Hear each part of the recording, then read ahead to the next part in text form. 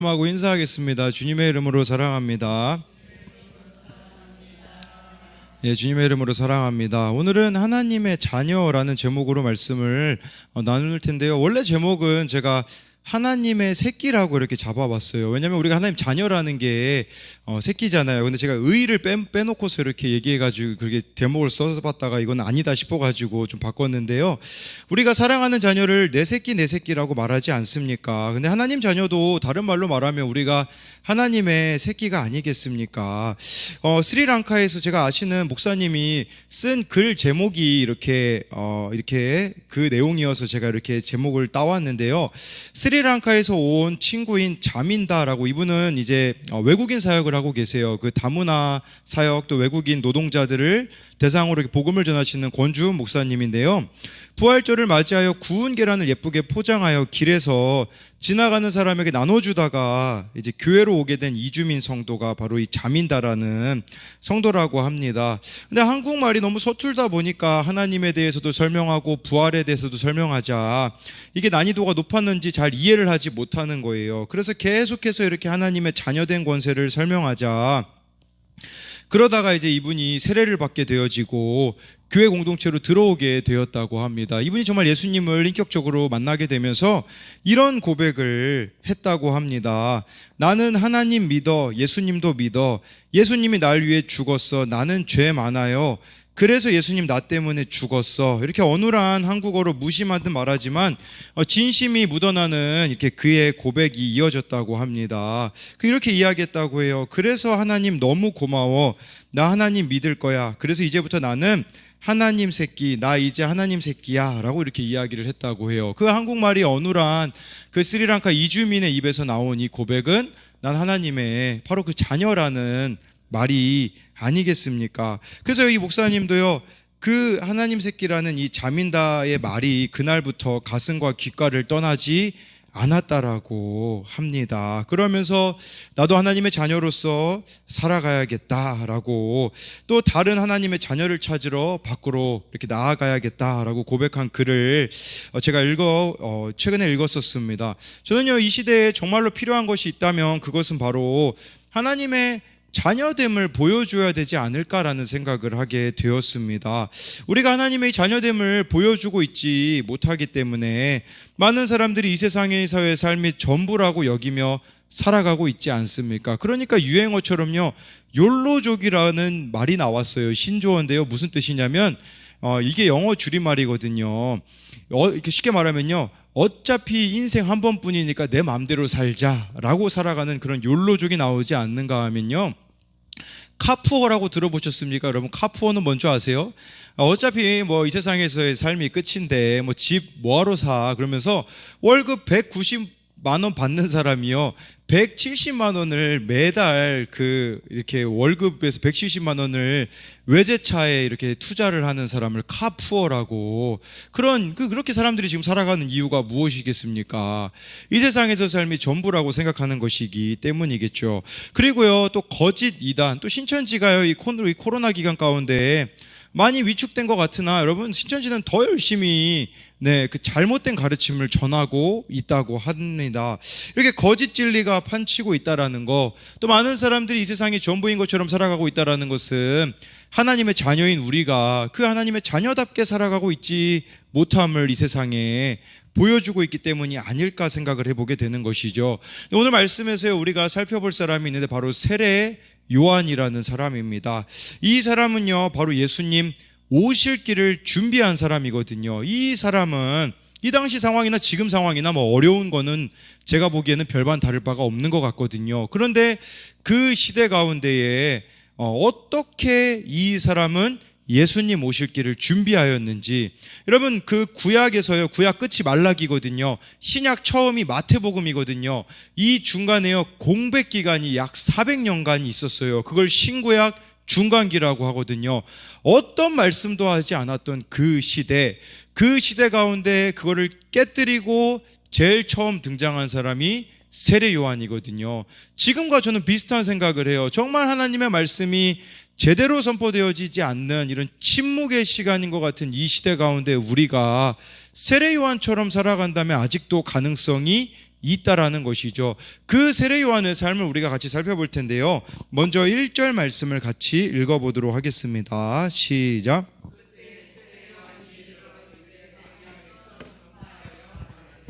네, 세례 요한은요 유대 광야에서 전파하여 말하였다라고 나와 있습니다. 이건 두 가지 의미가 있어요. 뭐냐면요, 하나는요 세례 요한이 어디서 살았는지를 말해주고 있는 거예요. 누가복음 1장 80절에 보니까요 이런 말씀이 있어요. 아이가 자라며 심령이 강하여지며 이스라엘에게 나타나는 날까지 빈들에 있으니라. 세례 요한은 어디서 살았냐면요 광야에서 살았습니다. 여러분, 광야는요 제가 이스라엘을 가보니까요 정말 척박합니다. 아무것도 먹을 게 없어요. 제가 아는 교수님이 있는데요, 그분이 광야에서 실제로 이렇게 살아보려고, 지금도 여러분 이스라엘에 가면요 베두인족이라고 해서요, 그 사람들은 막 자기들이 아브라함이 자기들의 막 조상이다라고 말하면서 광야에서 지금도 살고 있는 사람들이 있거든요. 근데요 제가 아는 그 교수님도 광야에서 살려고 하다가 죽을 뻔한 적이 있다고 하더라고요. 정말 그 물이 떨어져 가지고 거기서 그냥 광야에서 죽을 뻔했는데 베두인족이 와가지고 이렇게 살려주었다라는 그런 이야기를 제가 실제로 들었던 적이 있어요. 그래서 이 광야라는 곳은요 결국은 아무것도 의지할 수 없는 곳이다 라고 볼 수가 있는 것이죠. 두 가지 의미가 있어요. 그것은요 바로 여러분들에게, 우리가 처음 예수님을 만날 때 언제 주로 만납니까? 광야와 같은 우리가 인생길을 걸어갈 때 만나는 거죠. 아무것도 의지할 수 없고 세상 소망이 다 끊어질 그때에 우리는 광야에서 하나님을 만나게 되어지는 것이죠.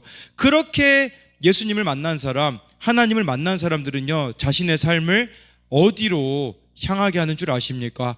광야로 자신의 삶을 내몰게 되어지는 겁니다. 광야로 자신의 삶을 내몬다라는 것은 하나님을 믿고 나서요 끊임없이 하나님만 의지하는 곳으로 우리가 가야 되는 것이거든요. 하나님과 나 사이에 돈이 문제가 되면 돈을 내려놓게 되어지고, 하나님과 나 사이에 지위가 문제가 되어지면 그거를 내려놓고 따라가는 길이 바로 광야로서의 삶인데, 많은 그리스도인들이 첫 번째 광야는 많이 만나요. 처음 예수님 만날 때 심령이 정말 가난해져 가지고 주님만이 나의 생명입니다 라고 고백을 하는데, 문제는 예수님을 그렇게 만나고 나서부터는 더 이상 광야로 우리 자신을 내몰지 않습니다. 그러다 보니까 우리의 마음은 자꾸 다른 곳으로 채워져 가게 되어지는 것이죠. 어느 선교사님이요 설교를 하는데요 그런 말씀을 하시더라고요. 그 교회 장로님들 보고 이런 이야기를 하세요. 장로님들, 도대체 정말 주님 사랑에 감격하여서 눈물을 흘려본 적이 언제가 있습니까? 찬송 하나 부르다가 그 찬송이 목이 메어서 더 이상 부르지 못하였던 그런 은혜가 있었던 적이 도대체 언제 있습니까? 라고 이렇게 말하시더라고요. 그리고 동시에 권사님들에게도 그런 말씀을 하시더라고요. 권사님들 기도하시면서 정말 목이 메어서 처음에는 문제를 가지고 기도하다가 주님만 있으면 됩니다, 주님만이면 만족합니다라고 하면서 자기 기도 제목 다 까먹고 그냥 주님의 은혜에 감격해 본 적이 언제 있습니까? 라고 이렇게 김용희 선교사님이 물으시더라고요. 저도 그 물음 앞에서 참 찔림이 있었어요. 그 찔림은 뭐냐면 처음 주님 만났던 그 감격이 지금까지 내 안에 이루어지고 있는가에 대한 부분이 떠올랐기 때문이라는 것이죠. 여러분, 제 말은 정말 여러분들이 광야로 여러분 인생을 내몬다라는 것은 하나님만 의지하고 살아가고 계시냐라는 겁니다. 하나님하고 친하게 지내고 있느냐라는 것이죠. 제가요 지난주 월요일에 있었던 일인데요, 핸드폰이요 그 KT를 제가 쓰거든요, 통신사를요. 1시간 동안 이 인터넷이 안 되었었어요. 이 모든 KT 핸드폰을 쓰는 사람들이 안 됐었거든요. 제가요 1시간 동안 이 인터넷이 안 되니까 정말 불편하더라고요. 월요일마다 학교를 가는데 내비게이션을 써야 되는데 인터넷이 안 되니까 아무 소용이 없어지죠. 또 누구에게 이렇게 돈을 보내주고 또 선물을 보내주고 카톡을 해야 되는데 인터넷이 안 되니까요 정말 답답함을 제가 느꼈거든요. 여러분, 청소년 애들도요 핸드폰 하루 없이 살라고 하면 정말 아이들이 힘들어할 거거든요. 그런데요 저는 그런 모습을 보면서 나는 얼마나 주님 없이 이 인생을 살아가면서 불편함을 느끼고 있는가에 대하여서 생각해 보게 되었어요. 이 핸드폰 하나조차도 없으면 우리의 인생이 불편한데, 하물며 주님이 우리 인생에 없으면 불편해야지 정상인데 과연 우리가 그런 불편함을 느끼고 있는지도 돌아봐야 한다라는 것이죠. 그 광야에서 하나님만 붙잡고 살아갔던 세례 요한이 전했던 메시지는요, 2절 말씀에 보면 나와 있습니다. 같이 읽어보도록 하겠습니다. 시작. 네, 회개하라 천국이 가까웠느니라 라는 말은요, 쉽게 말하면 너희들 다 가짜다, 삶을 고쳐라, 이렇게 세례 요한이 전했다라는 겁니다. 그럼 제가 목요일마다요 초등학교 앞에 가고 있거든요. 근데 지난주에는요 한번 새로운 시도를 해봤어요. 그거 뭐냐면 우리 교회 5학년 아이들이 있어요. 얘네들에게 항상 제가 이 5학년 아이들을 이제 차에서 만나서 때로는 말씀을 전하기도 하고, 이제는 말씀도 한 구절씩 꼭 외우게 시키거든요. 근데 그날은 얘네들에게 저기 놀이터에 보니까요 다른 초등학교 아이들이 놀고 있더라고요. 그래서 우리 교회 5학년 학생들 보고, 야 너희들이 가서 이 초코파이 전도지 좀 주고 와라. 그래서 딱 아이들을 보냈거든요. 보냈는데요 싸우고 왔더라고요. 그래가지고요, 예, 초등학교 그 애들이 4학년 애들이거든요. 그래서 애들이 좀 개념이 없어요. 그래서 했더니 막 우리 교회 5학년 애들한테 막 뻐큐를 날리고 막 이렇게 차에 애들이 탄 거예요. 되게 민망하더라고요. 전도하러 보냈는데 싸우고 와가지고. 근데 막 차에 이 아이들이 타 있는데도 자꾸 4학년 애들이 우리 교회 애들한테 이렇게 가운데 손가락을 내밀더라고요. 그랬을 때 우리 곽희재가 이렇게 말하더라고요. 아빠가 그랬어. 똑같이 하면 똑같은 사람이 되는 거라고. 그래서 자기는 뻐큐를 안 하겠대요. 근데 제가 근데 그래가지고 희재가 그 말한 내용이 제가 참 생각이 나는데, 여러분 제가 이 이야기를 드린 이유는 뭐냐면요, 회개라는 단어가요 두 단어가 합쳐진 거예요. 다르다라는 메타와 생각이라는 뜻이 합쳐진 거거든요. 생각을 다르게 하라, 생각을 고쳐라 라는 말이에요. 희재가 똑같이 가운데 손가락 내밀지 않았던 이유는 아빠가 똑같은 사람이 되겠다라는 게 걸렸기 때문이라는 거거든요. 여러분 우리가 회개하면서 살아가는 건 뭐냐면 늘 우리의 마음에 하나님이 걸리는 거예요. 쉽게 말하면, 아니 사람들은 다 괜찮다고 말해도요 하나님 편에 대입해 봤을 때는 괜찮지 않은 거, 이게 바로 회개하는 삶이거든요.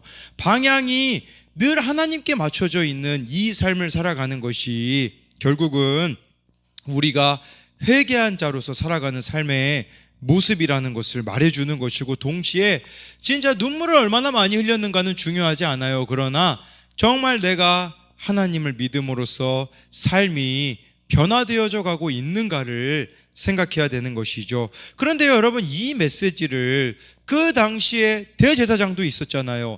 제사장도 있었고요, 그 당시에 뭐 사두개인, 바리새인 이런 사람들도 있었단 말이에요. 근데 그 사람들이 말하면 사람들이 안 들었겠지만 세례 요한이 말하였기 때문에 들었다라는 사실이에요. 왜 세례 요한이 전했을 때 들었을까요?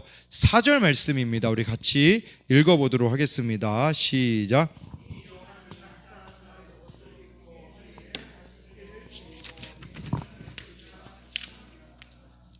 네, 여러분 세례 요한이 어디 살았냐면 광야에 살았거든요. 그러다 보니까 세례 요한은 무슨 옷을 입었냐면요, 낙타 털옷을 입고 있었고요.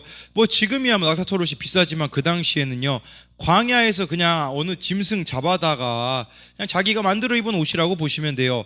또 그 광야에 먹을 게 뭐가 있습니까? 없으니까요 메뚜기랑 석청을 먹었다고 기록이 되어져 있어요. 매 끼마다 메뚜기, 석청은요 그 꿀이거든요. 생각해 보세요. 매일 광야에서 이 옷은 낙타 털옷, 음식은 메뚜기랑 석청, 이거 매일매일 먹으면 얼마나 지루하겠습니까? 이게 뭘 말해주는 겁니까? 이 세례 요한의 의식주가 달랐다라는 말이에요. 더 구체적으로 말씀드리면 세례 요한은 일상이 구별되었다라는 뜻이에요. 여러분 세례 요한이 가만히 있었으면 어떻게 되렸은 줄 아세요? 여러분 세례 요한은요 제사장 집안이었거든요. 아버지가 제사장이니까 가만히 있으면 자기도 제사장이 될 수 있어요. 여러분 제가 그 당시 기록을 찾아봤거든요. 지금 이 시대는 목사로 살아가는 게 참 쉽지가 않아요. 근데요 그 당시 찾아보니까요 제사장들의 숫자가 너무 많아가지고요 1년에 10일에서 15일만 일하면 됐어요. 여러분 1년에 10일에서 15일 일하면요 돈 줘요. 여러분 그 성전에서 나오는 돈으로 먹고 살 수 있게 되어지죠. 제사장이면 또 그 당시 사람들이 우러러보지 않았겠습니까? 어깨에 힘주고 다닐 수 있어요. 가만히 있으면 편안한 길로 이 세례 요한이 살 수 있었는데 왜 그는 그의 일상을 불편한 길로 걸어갔냐라는 거죠. 하나님이 주신 말씀이 있었기 때문이에요. 그게 바로 3절에 나와 있거든요. 우리 3절 말씀 같이 읽어보겠습니다. 시작.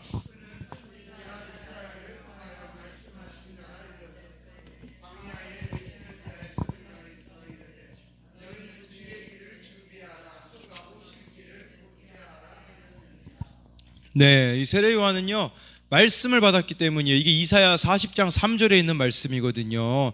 그가 사명자로 살아갔던 거, 편안한 길을 거부했던 것은 하나님의 말씀이 주어졌기 때문이에요. 그의 사명은 주님 오실 길을 준비하는 것이라는 것을 분명히 알고 있었기 때문에 그냥 세상 사람처럼 살아갈 수가 없었던 것을 말해주고 있다라는 겁니다. 여러분, 우리가 매일매일 붙잡고 살아가는 우리의 일상을 구별되이 살아가라는 것은 여러분들 보고 뭐 지금 메뚜기 먹고 석청 먹으라고 뭐 낙타 털옷 입으라는 말이 아니라 한마디로 말씀드리면요, 매일매일 내가 말씀을 붙잡고 살아가고 있느냐라는 거예요. 내가 스스로 읽은 이 말씀에 감격해 본 적이 우리가 언제가 있습니까? 그럼 우리 기독교가 종교개혁을 했잖아요. 마틴 루터가요 종교개혁을 했어요. 거기서 제일 먼저 주장했던 것은 뭐냐면 오직 성경으로였었거든요. 오직 말씀으로 라고 해가지고요, 지금도 가톨릭은요 그 미사라고 해가지고 그런 의식, 느낌을 중요시해요. 여러분, 제가 이렇게 들어보니까요, 이 가톨릭 사람들은요 말씀을 몰라요. 지금도요 관심도 없고요. 그래서 뭐 말씀에 뭐 사울이 나오는지 다윗이 나오는지, 그냥 그 가톨릭은요 그 미사에서 느껴지는 그 엄중한 느낌에 따라서 그게 뭔가 종교적이거든요. 근데 기독교도요 마찬가지인 것 같다라는 거죠. 왜냐하면 예배에서는 정말 간절하게 뭔가를 드리는 것 같으나 월요일부터 토요일까지 말씀 한 구절 읽지 않는다면요, 우리의 삶이나 가톨릭에 있는 그 사람들의 삶이나 무슨 차이가 있느냐라는 것이죠. 예수님 오실 길을 준비하는 것은요 말씀대로 살아가는 겁니다. 여러분, 이 세상에서 벌어지는 일들을 보십시오. 말씀 없이 살아가게 되어지고 자신들이 기준이 되어서 살아가기 때문에 또 모든 죄를 지금 합법화시키고 있지는 않습니까? 회개할 생각조차 하지 않는 구조로 가고 있다라는 것이죠. 그렇기 때문에 지금 우리나라에서 벌어지고 있는 일들은 말씀드리지 않아도 어떤 일들이 벌어지고 있는지를 우리는 너무나도 잘 알고 있을 겁니다. 어제 어느 청년이 저에게 묻더라고요. 자신의 인생의 목적을 아직 잘 모르겠다고요. 그래서 제가 그 청년에게 해줬던 얘기는 뭐냐면요, 매일매일을 마지막처럼 살아가는 거라고 이야기를 해줬어요. 많은 그리스도인들이 착각하는 게 뭔지 아십니까? 오늘 내가 주님하고 안 친한데 죽어서 천국 가서 주님하고 친해질 거라고 생각을 하는 거예요. 여러분, 근데 그거 아셔야 돼요. 오늘 내가 주님하고 안 친하면요 과연 내가 천국에 갈 수 있을지도 알 수가 없어요. 근데 이건 제가 하는 말이 아니라 요한복음 17장 3절에 나와 있거든요. 거기에 영생은 하나님과 그가 보내신 자 예수 그리스도를 아는 것이라. 이 말은요, 영원한 생명은 지금 이 땅에서 하나님과 예수님하고 친하게 지내는 거래요. 그러니까 히브리서 3장 17절 13절은요 이렇게 우리들에게 말해요. 오직 오늘이라 일컫는 동안에 매일 피차 권면하여 너희 중에 누구든지 죄의 유혹으로 완고하게 되지 않도록 하라. 이 말씀의 의미는 오늘이 중요하대요. 이 오늘 매일 피차 권면해서 누구든지 죄로 인하여서 완고해지지 않도록, 이 죄로부터 멀어지도록 서로를 권면하는 공동체가 교회가 되어져야 한다라는 것이죠. 미국에서 실제 있었던 일이거든요. 어느 유명한 교회에 유명한 장로님이 있었다고 합니다. 그 장로님은 정말 교회를 열심히 섬기셨어요. 그래서 주변 사람들이 다 알 정도로 목회자들 사이에서 그런 소문이 났다고 해요. 저 장로님 한 명만 있으면 목회할 만 하겠다. 그러다가 이 장로님이요 암에 걸리시거든요. 암에 걸리시고 나서부터는요 삐딱해지시기 시작해요. 설교 시간에 또 말씀을 듣지 않고요. 고개를 숙이고 있고 찬송을 부르지 않습니다. 설교하는 목사님이요, 양심에, 목회자로서 양심이 있잖아요. 그래서요, 그 장로님을 찾아가가지고 그렇게 얘기하는 거예요. 장로님, 장로님이 어떤 선행을 했던지 구원은 예수 그리스도의 십자가 보혈로 받는 것을 믿으십니까? 라고 말하면서요, 장로님, 입술을 여셔야 돼요. 찬송하셔야 되고 정말 예배 가운데 마음을 여셔야 됩니다 라고 하는데 변화되지 않는 거예요. 그래서 장로님이 또 똑같은 모습을 취하자 목사님이 또 찾아가가지고 이야기를 하더니 예수 그딴 거 관심 없다라고 말하고 나서 바로 그 자리를 박차고 나가셔서 죽으셨다라는 그 일이 실제로 미국에서 있었다고 하더라고요. 여러분, 미국에서도요 그런 일이 있었대요. N번방이라고 우리나라도 있었잖아요. 어떤 청년이 막 그 여자아이들을 협박해가지고 막 그 음란한 영상을 찍게 하고 그거를 막 많은 남자들이 막 공유해서 봤잖아요. 미국에도요 실제로 그런 비슷한 일이 있었는데요, 미국 정부가 나서가지고요 거기 접속했었던 사람들을 다 추적했는데 무슨 일이 벌어졌는 줄 아십니까? 거기 접속했었던 그 음란 사이트, 그 음란한 거를 같이 봤던 사람들의 절반이 그리스도인이었다라고 해요.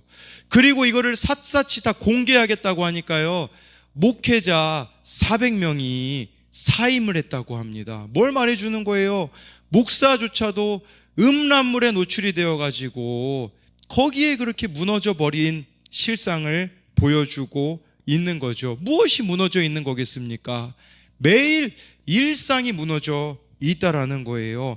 오늘이라 일컫는 동안에 매일 피차 권면하래요. 여러분, 매일이라고 나와 있어요. 히브리서예요. 매일 권면해야 된대요. 왜냐하면 우리에게는 죄의 본성이라는 게 있거든요. 매일매일 내 자신을 주님 앞에 쳐서 복종시키지 않으면 이 죄라는 것은요 우리의 마음을 완고하게 만들어버리기 때문에 매일 십자가 앞에 우리 자신을 내어놓는 것이 중요하다라는 것이죠. 여러분, 세례 요한이 아까 붙잡고 살았던 말씀이 이사야 40장 3절이라고 말씀드렸잖아요. 그런데요 40장 1절에 어떤 말씀이 있는 줄 아십니까? 우리 말씀을 찾아볼까요?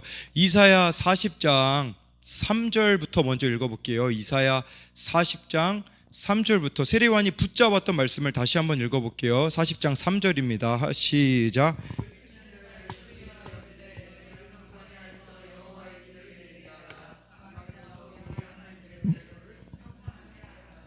네, 이 말씀을 세례 요한이 붙잡아서 광야에서 좁은 길로 들어가는 삶을 살지 않았습니까? 여러분, 우리도요 이렇게 좁은 길 하나님의 자녀답게 왜 살아야 되는 줄 아세요? 놀랍게도 이사야 40장 지금 3절이잖아요 1절에 답이 나와 있어요. 우리가 구별되이 살아야 되는 이유가 1절에 있는데요, 같이 한번 읽어보겠습니다. 너희의 하나님이 이르시되 너희는 위로하라, 내 백성을 위로하라. 그렇게 구별되이 살아야지만 이 세상에 위로를 줄 수 있기 때문이라는 거예요. 이 위로는 바로 누굽니까? 예수 그리스도라는 것이죠. 정말 우리가 하나님의 자녀답게 살아야지 예수 그리스도가 우리들을 통해서 이 세상 가운데 전파되어진다라는 거예요. 여러분, 지금 얼마나 많은 사람들이 공황장애, 우울증, 자살 충동 거기에 함몰되어져 가고 있습니까? 그들이 진짜 여러분 위로를 어디서부터 얻을 수 있겠습니까? 뭐 정신과 좀 다니면 위로받을 수 있겠습니까? 제가 찾아보니까요 정신과 의사들도요 힘들어한대요. 뭘 힘들어하냐면 그 정신병 있는 사람들을 상담하고 나니까 자신들에게 그 정신병 있는 사람들의 감정이 전이 되어가지고 이 감정을 해결할 데가 없어가지고 정신과 의사들 중에도 자살하는 사람이 그렇게 많다고 하더라고요. 정신과 의사들도 위로할 수 없어요. 근데요 이 위로를 줄 수 있는 사람들이 누구냐면 바로 여러분들이라는 사실이에요. 우리는 그 어려우면 무릎 꿇을 때가 있잖아요. 부르짖을 때가 있잖아요. 하나님으로부터 위로받을 공간이 우리들에게는 있지 않습니까? 정말 우리가 하나님의 자녀로 하나님께 부르짖고 매달리고 살아간다면 우리들을 통하여서 얼마나 많은 사람들이 이 위로를 함께 누릴 수가 있겠습니까? 여러분, 세례 요한이 이렇게 구별된 삶을 살자 어떤 사람들까지 와서 회개한 줄 아십니까? 누가복음을 보니까요 세리와 군인들까지 와가지고 막 회개를 하는 거예요. 그래서 제가 어떻게 살아야 됩니까? 이 세리들이 와가지고 세리요한한테 물어보는 거예요. 군인들도요, 그 당시 로마 군인이라면 막 사람들이 끔찍하게 생각했거든요. 막 착취하고 힘으로 다른 사람들을 짓밟고요. 세리들은요, 그 당시 매국노였어요, 여러분. 저 더러운 사람, 저 쓰레기 같은 사람이라고 사람들이 손가락질했거든요. 그 사람들조차도 세례 요한 앞에서 인생의 길을 물으러 오는 것이죠. 왜 그 인생의 길을 물으러 왔겠습니까? 세례 요한이 구별되이 살았기 때문이라는 거예요. 여러분, 우리는요, 영적인 존재로 만들어졌어요. 그렇기 때문에 세상 사람들이 힘들 때, 고통스러울 때, 죽음의 문턱 앞에 섰을 때 누구를 기억하는 줄 아십니까? 영적인 사람들을 기억하게 되어지게 만들어져 있어요.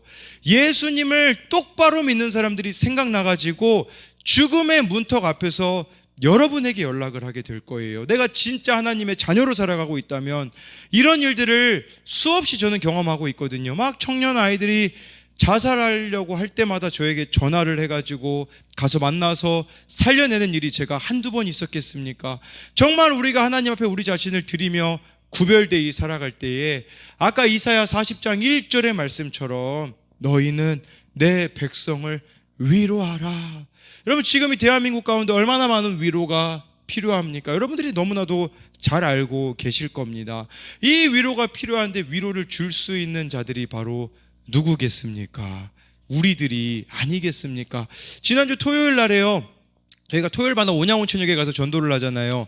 근데 하필이면 예찬이랑 한결이가 같이 가고 싶다고 이렇게 떼를 부려가지고 저랑 예찬이랑 한결이랑 전도를 갔어요. 그 사탕하고 마스크가 들어있는 이 전도지를 가지고 저희들이 매주마다 가는 데가 있어요. 거기는 어디냐면 그 시장 상인들이 이렇게 있는 곳을 저희가 한 가운데를 가거든요.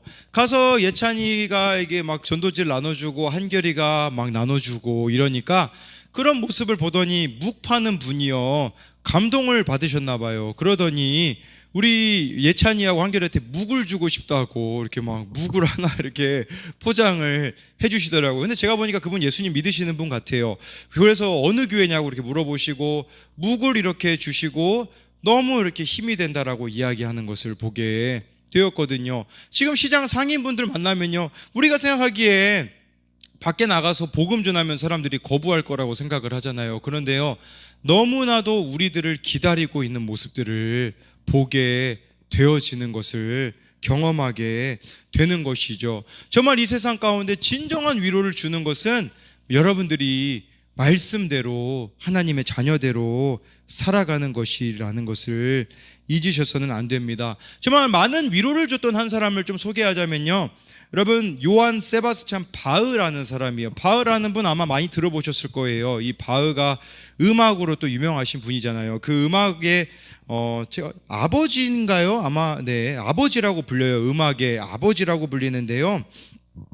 그런데요, 이 바흐는요, 10살도 되기 전에 부모님을 여의었습니다.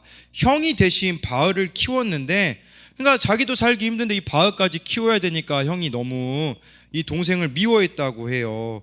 이 바흐는요, 고난이 계속되었어요.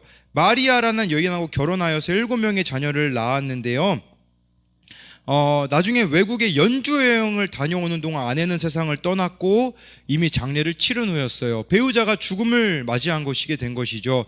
또 그는 재혼을 해가지고요, 첫째 아내의 자녀들을 포함해서 아들 11명, 딸 9명을 20명의 자녀를 총 낳게 되었거든요. 놀랍죠?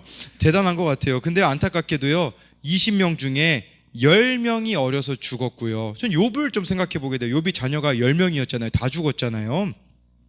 그리고 한 명은 20살 때 세상을 떠나게 되었고, 또 한 명의 자녀는요, 정신지체였다라고 합니다. 거기다가요, 바흐는요, 노년에 앞을 보지 못하게 되는 맹인이 되었고요, 설상가상으로 뇌출혈로 쓰러져 반신불수까지 되었다고 합니다. 그의 둘째 아내가 죽었을 때는요, 장례 치를 돈이 없어서 빈민구제위원회에서 장례를 맡아 치를 정도로 가정이 극빈했다라고 합니다. 근데 그는 최악의 삶을 어떻게 보면 살은 것이 아니겠습니까? 그런데요, 그는 그런 고난이 있었기 때문에 그 고난 가운데 하나님을 붙잡았기 때문에 마태 순환곡이라는 곡을 쓸 수 있게 되었어요. 이 마태 순환곡은요 3시간짜리 곡이거든요. 그 곡으로 많은 사람들이 위로를 받았다라고 하더라고요. 여러분, 그는요 악보에다가, 이 바흐가 악보를 만들잖아요. 거기다가 항상 썼던 단어가 있어요. SDG였거든요. 무슨 뜻이냐면요, 솔리 데오 글로리아, 오직 영광을 하나님께 라는, 모든 악보에다가 모든 영광은 하나님께 라고 남겼다고 하더라고요. 얼마나 심한 고난이 그의 인생 가운데 있었겠습니까? 그러나 그는 그의 그 고난을 오히려 처절하게 하나님을 붙잡는 도구로 사용하였다라는 것이죠. 그렇기 때문에 얼마나 많은 사람이 지금까지도 그의 곡을 들으며 얼마나 많은 사람들이 하나님으로부터 오는 위로를 경험할 수가 있는 것을 우리는 알 수 있지 않습니까? 정말 우리가 하나님의 말씀대로 살아간다면 얼마나 많은 사람들이 여러분들을 보고 위로를 받을 수가 있겠습니까? 근데 안타까운 점 중에 하나는요, 너무 사소한 것부터 우리가 무너지고 있다라는 것이죠. 지난주가요 할로윈 데이라는 게 있었었거든요. 할로윈 데이는요 쉽게 말씀드리면요 귀신을 위로하는 행사예요. 그게 뭐 유래를 보면요, 그 귀신들이 자기 집에 못 들어오게 하려고 더 무서운 귀신 모양을 자기 집에 만들어 놓음으로써 귀신이 우리 집에 못 오게 되어지는, 그게 할로윈 데이의 유래거든요. 그런데요 우리나라도 어느 순간부턴가 할로윈 데이를 챙기기 시작하더라고요. 하나의 문화가 되어버렸어요. 유치원도 할로윈 데이를 합니다. 그런데 문제는 뭐냐면 예수님을 믿는 사람들조차도 할로윈 데이가 그냥 하나의 문화야 라고 생각을 해버리고, 아이들이 할로윈 데이라고 거기 가가지고 귀신 복장을 하고 이런 것들을 하나의 문화로 여겨지는, 너무 마음이 아픈 거는 그거를 사진 찍어 올리는 그리스도인들이 있더라고요. 자기 자녀에게 귀신 복장을 하고서는 귀엽다느니 그런 모습들을 이렇게 하고 있는, 이런 모습들을 우리가 지금 맞이하고 있는 거죠. 그래서 저도 할로윈 데이라서 예찬이랑 은성이가 어린이집을 못 갔고 은솔이까지도 지난주 금요일 날 못 보냈어요. 한결이만 보냈어요. 왜냐하면 그 어린이집은 할로윈 데이를 안 한다고 해가지고 확인해보고 이렇게 한결이를 보냈는데요. 근데 문제는 뭐냐면요, 금요일 날 쟤네들 보는 게 참 쉽지 않더라고요. 그 마음 같아서는 그냥 어린이집 가는 게 편하겠더라고요. 그래서 얘네들하고 같이 놀기 시작했어요. 이게 할로윈 데이는 안 가니까 그래도 얘네들이 그 어린이집 안 가는 거 조금 기뻐하는 걸로 바꿔줘야 되지 않을까. 뭐 친구들은 할로윈 데이 하는데, 그래가지고 얘네들하고 뭘 하기 시작하냐면요, 그 놀이터 투어를 하기 시작했어요. 그래가지고 저기 그 소각장에 있는 놀이터에 가가지고 조금 놀다가 막 말벌이 막 거기 있어가지고, 야 우리 다른 놀이터로 가자 그러면서 막 얘네들을 가다가 막 아이스크림도 이렇게 하나씩, 근데 은솔이가 엄청 먹더라고요. 막 아이스크림 지네 오빠 것까지 막 뺏어서 다 흘리고 막 먹고, 얘네들 아이스크림 먹여가지고 또 이제는 저기 또 좋은 놀이터가 하나 있거든요. 거기 가가지고 이렇게 또 신나게 놀고, 이제는 설교 준비하러, 조금 쉬었다가 설교 준비하러 가야겠다 하고서는 제가 그날 이제 목사님 차를 탔거든요. 차를 세워놓고서는 이제 출발하려고 보니까 또 시동이 안 걸려요. 시동이 안 걸려가지고 저기 일성 아파트부터 얘네들 데리고 걸어오는 거예요, 교회로. 그래서 그 온천천을 이렇게 걸어왔거든요. 문제는 뭐냐면 강혜찬이 물고기 보겠다고 그 물고기에 빠져가지고 그 온천천에 들어갔어요. 물에 빠져가지고 막 양발이 다 젖어가지고 막 냄새 나죠. 아빠한테 막 이 양말 막 벗겠다고 저보고, 그 양말 벗으면 나도 그 더러워서 못 만진다, 신고 있어라 이래가지고 얘를 교회까지 데리고 오니까 진짜 이렇게 좀 힘이 들더라고요. 그런데 거부하는 거예요. 잘못된 거 알면. 그 할로윈 데이라는 거 사소해 보이는 거겠죠. 사람들은 문화라고 말하는 거라고 볼 수 있겠죠. 그러나 우리는 이미 알고 있기에 그 길을 거부해야 되는 것이 아니겠습니까? 김용희 선교사님이요 설교를 하신 내용을 제가 들었는데요, 1970년도 우리 어른들이 신앙생활을 어떻게 하셨는지를 이야기하시더라고요. 이 1970년도 그 어른들이 신앙생활 하셨던 내용들을 이야기하시면서 이렇게 이야기를 하셨어요. 한국 교회는 70년대만 해도 감격이 있고 통곡이 있었다. 고단한 인생길, 무슨 휴가는 휴가. 그 당시 뭐 사람들이 휴가 없이 그냥 하나님 앞에 와서 그렇게 신실하게 예배를 드렸다라는 거죠.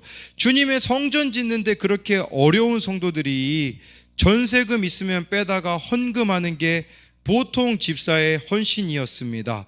우리들의 귀한 장로님들의 간증은 말로 다 할 수 없었습니다. 주의 종들은 허름한 목양실에 가보면 그 당시 모든 목사님들이 그 허름한 목양실에 액자에다가 이런 글씨를 이 세 가지 목회자의 준비라는 것을 써서 붙여놓았다라고 해요. 그 목사님들이 써놓았던 그 세 가지 준비는 첫째, 항상 이사갈 준비하라. 둘째, 죽을 준비하라. 셋째, 설교할 준비하라. 그 당시 모든 그리스도인들은요 이랬다고 해요. 주님 때문에 더 고생하지 못한 것을 마음 아파했었습니다. 이것이 그 당시에 최소한의 영성이었다라고 해요.